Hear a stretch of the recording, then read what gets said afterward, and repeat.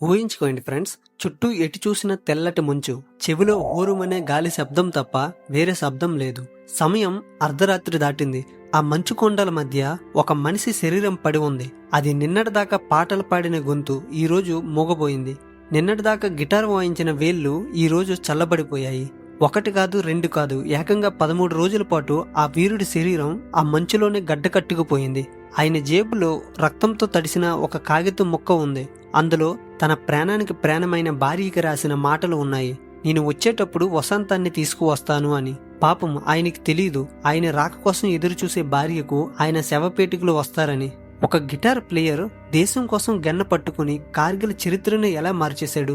ఆయన మేజర్ రాజేష్ సింగ్ అధికారి. ఇది కేవలం యుద్ధం కథ కాదు, ఒక త్యాగం కథ. Welcome to soldier Kalyan. యుద్ధం గురించి మాట్లాడుకునే ముందు అసలు ఆ యూనిఫామ్ వెనుక ఉన్న మనిషిని మనం కలవాలి. నైనిటాల్లో పుట్టిన రాజేష్ చిన్నప్పటి నుండే ఒక కళాకారుడు. మీరు గమనించారో లేదో, చాలా మంది గొప్ప సైనికులు సున్నితమైన మనసు ఉన్న వాళ్ళే అయి ఉంటారు. రాజేష్ గారి ప్రపంచం ఆయన గిటారు. ఆయన ఎక్కడికి వెళ్ళినా భుజం మీద గన్ను ఉందో లేదో తెలియదు, కానీ చేతిలో గిటార్ మాత్రం ఖచ్చితంగా ఉండేది. ఆర్మీలో జాయిన్ అయ్యాక బార్డర్లో ఎంత టెన్షన్ ఉన్నా సరే, సాయంత్రం అవ్వగానే తోటి సైనికులందరికీ కూర్చోబెట్టి పాత హిందీ పాటలు పాడేవారు. ఆ పాటలు పాడుతున్నంతసేపు సైనికులు తమ ఇంటిని బాధల్ని మర్చిపోయేవారు. అందరూ ఆయన్ని గిటార్ మ్యాన్ అని పిలిచేవారు. 1998లో ఆయన జీవితంలోకి కిరణ్ వచ్చారు. కొత్తగా పెళ్ళైన జంట జీవితంలో చాలా అందంగా సాగుతుంది. కానీ విధికి అది నచ్చలేదు. పెళ్ళై 10 నెలలు కూడా కాలేదు, అప్పుడే కార్గిల్ యుద్ధం మొదలైంది. సాధారణంగా ఎవరైనా అయ్యో ఇప్పుడే కదా పెళ్ళయింది అని బాధపడతారు. కానీ రాజేష్ అధికారి నవ్వుతూ గిటార్ పక్కన పెట్టి గన్ చేతిలోకి తీసుకున్నారు. మే 1999 రాజేష్ గారి రెజిమెంటు 18 గ్రెనేడియర్స్ కి ఒక ఆర్డర్ వచ్చింది. టోలోలింగ్ ని ఆక్రమించుకోవాలి. ఫ్రెండ్స్, కార్గిల్ యుద్ధం మొత్తంలో టోలోలింగ్ అంత ప్రమాదకరమైన ప్లేస్ ఇంకోటి లేదు. ఎందుకో తెలుసా? 1 ఎత్తు 15,000 అడుగులు, అక్కడ ఆక్సిజన్ సగం కూడా ఉండదు. 2 అడుగులు వేస్తే ఆయుసం వస్తుంది. 2 వాతావరణం, పైన ఎండ చర్మాన్ని కాల్చేస్తుంది, కింద మంచు కాళ్ళని తినేస్తుంది. దీన్నే విచిత్రమైన నరకం అంటారు. 3 పొజిషన్, పాకిస్తాన్ సైనికులు పైన ఉన్నారు, మనం కింద ఉన్నాం. పైన ఉన్నవాడు కిందకి రాయి విసిరినా అది బాంబులా పడుతుంది. అలాంటి చోట రాజేష్ సింగ్ అధికారి తన టీం ని లీడ్ చేయాలి. ఇది సూసైడ్ మిషన్ అని అందరికీ తెలుసు. వెళ్ళినవాడు తిరిగి రాడని తెలుసు. అయినా సరే మన హీరో ఒక్క అడుగు కూడా వెనక్కి వేయలేదు. మిషన్ కి వెళ్లే ముందు హెలికాప్టర్ ఎక్కుతుంటే రాజేష్ గారు ఒక లెటర్ రాశారు. అందులో భార్యతో నేను వచ్చాక మనం టూర్ కి వెళ్దాం అని రాశారు. పక్కన ఫ్రెండ్ అడిగాడు, పోస్ట్ చెయ్యరా అని. దానికి రాజేష్ గారు, వద్దులేరా, తిరిగి వచ్చాక నేను చదువు వినిపిస్తా, అప్పుడే ఆ కిక్కు ఉంటుంది అన్నారు. అదే ఆయన చివరి నవ్వు.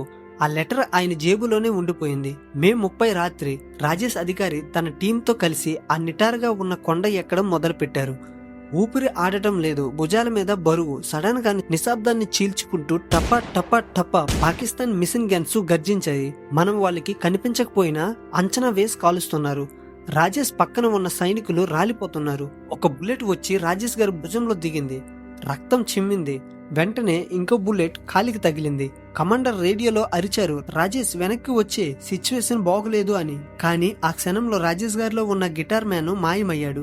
ఒక మహాకాళి అవహయించింది. ఆయన రేడియోలో చెప్పారు, నో సార్, శత్రువు నా కళ్ళ ముందే ఉన్నాడు, వాడిని చంపకుండా నేను వెనక్కి రాను అని. రేడియో పక్కన పడేసి ఆ గాయాలతోనే ఒక చేతిలో రాకెట్ లాంచర్ తీసుకుని ఆ మంచు కొండ మీద పాకుతూ పైకి ఉరికాడు. బంకర్ కనిపించింది, రాకెట్ లాంచర్ పేల్చారు.